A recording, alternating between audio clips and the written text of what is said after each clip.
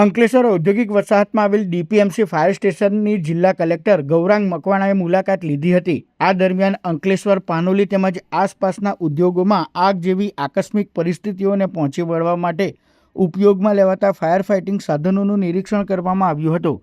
કલેક્ટરે ફાયર સ્ટેશનમાં ઉપલબ્ધ સાધનોની કાર્યક્ષમતા અંગે માહિતી મેળવી હતી અને આધુનિક ટેકનોલોજી આધારિત સાધનો વધુ વિકસાવવા માટે પ્રોત્સાહન આપ્યું હતું। તેમણે જણાવ્યું હતું કે ઔદ્યોગિક વિસ્તારોની સુરક્ષા માટે જરૂરી સાધનો વિકસાવવા સરકાર તરફથી પૂરતી સહાય આપવામાં આવશે।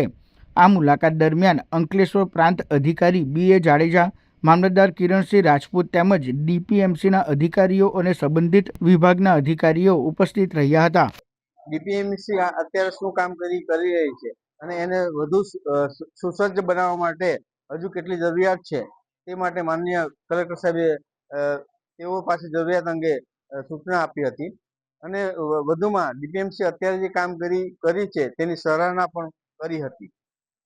આગામી દિવસોમાં દરેક કંપની અંકલેશ્વર અને પાનોલી જીઆઈડીસીમાં જેટલી કંપની આવેલ છે એ તેઓ પાસેથી એનો જે અસર હોય છે કેમિકલની એ કેટલા મીટર સુધી હોય છે તેના પ્લાન બનાવવા પણ સૂચના આપી છે।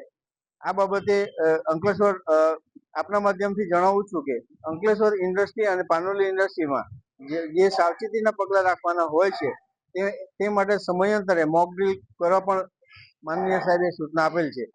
આ મિટિંગમાં માનનીય પ્રાંત અધિકારી શ્રી બી.એ. જાડેજા સાહેબ, ડીપીએમસીના અધિકારી શ્રી તેમજ અન્ય અધિકારી શ્રી હાજર હતા।